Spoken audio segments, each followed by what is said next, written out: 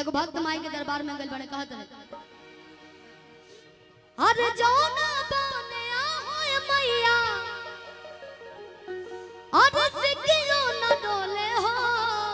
कि ताहिर बनवाना जाना तनी आज इलेक्शन में तो साउंड बाजत रहा लेकिन कहता सब लोग 4 घंटा शिल्पी जी रहुआ लगातार गावते रहे तो बिना म्यूजिशियन टीम की आवाज जानते बन के खराब हो जाला। खराब तो नहीं के भाई लेकिन बैटरी थोड़ा सा डाउन लगता हमार लेकिन रहुआ सब अपन एनर्जी दिखान तो कहीं चार्ज हो सकेला। आई हो जौना बने होए मैया किसी की जो ना डोले हो कि ताहिर बनवाना कि मैया मोरी ली हलू पते दबा हो कि ताहिर बनवाना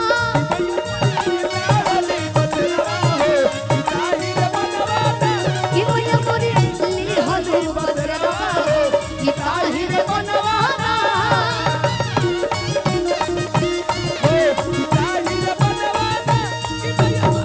जौना बने होए मैया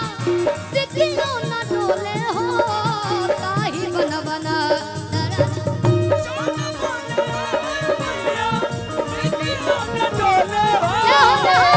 कि मैया मोरी ली हलू पसे दबा